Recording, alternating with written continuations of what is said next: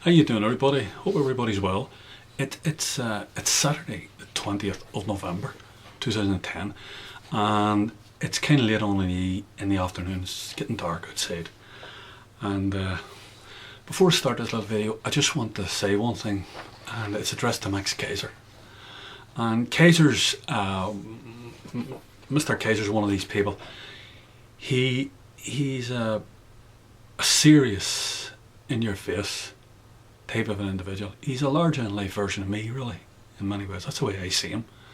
I ran across him about 2 years ago, and I became a big fan of his. And for a young man, I think he's a genuine, completely genuine person. He doesn't mince words, doesn't mess about.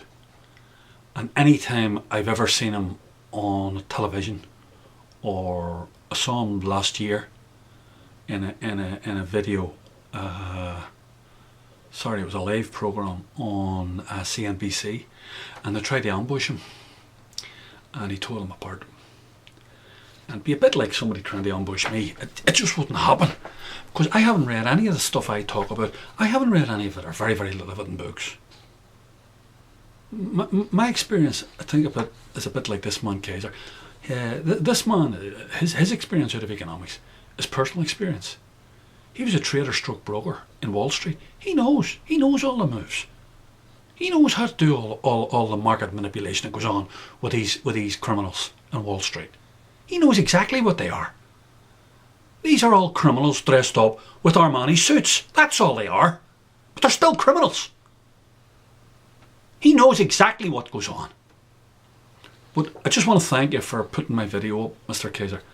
As you see what happened, I normally have about 1,000 people, around about that, 800, 700, 1,000, who watch my videos, and I went up to over 3,000.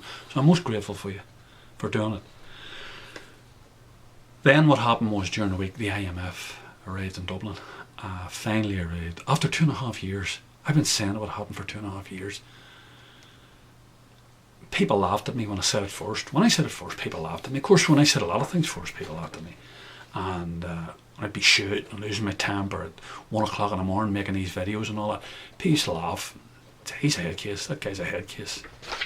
But don't hear too many of them aren't saying that now. Too many of them aren't saying that now. But I don't want to sound self-righteous or beating my own breast. Had 2 days ago, when this word first came out about the IMF coming and these latest group of lads from the European Central Bank, etc., coming to examine the books, I ran into a guy from one of our ministries. Now, I'm not too sure, because I don't know much about this man. He's in his mid-40s, but he's a leading supporter of the criminal party that runs our country here today, this Fianna Fáil crowd, these gangsters. And he'd be a big supporter of them, big local supporter of them here where I live. I live here in the middle of Ireland and outside of a village, and he lives in the village itself. And anyway, cut a long story short, he's a big time supporter of Fianna Fáil, but he also works for the state, and I think it's in the Ministry of Finance. I may be wrong, it mightn't be. It could be something like the Department of Taoiseach or something like that. It could be one of the Prime Minister's department. It could be something like that. But anyway, he ran into me, and he was basically giving out to me about seeing a couple of videos and where did I get my facts and figures from, and I was talking a lot of balls and I didn't know what I was talking about, and the thing wasn't as bad as I was making out and everything else. So this is kind of directed at him and kind of directed at the rest of the people who've only seen me, they don't know what I'm about. So I want to go back to kind of basics, and I have to do it in a bit of a hurry because I don't want this to last all day. I'm going to go back to external debt, and what I've done is I've put a link up, and you can follow it here because I'm going to put it up on the screen. And this is our external debt, and this is from our Central Statistics Office here in Dublin. Okay, government body, and it tells you on the 30th of June all the facts and figures. And there's it in front of you, you can see it. And basically, what I'm interested in the top 3, and that's the general government debt, the monetary authority debt, and the monetary financial institutional debt, which is the banks. Okay. Now, you can see our general government debt on the 30th of June was around about 80 billion, but they borrowed a lot more because they knew they were going to have problems with the money markets, and the estimate is that they borrowed another 12 billion. They may not have, it doesn't matter. I put it up there around about 90 billion that it's up to now. That's what it is. It's definitely around about that figure. The next thing is the Monetary Authority figure, and you can see it was around about 65 billion. Okay, as of the 30th of June.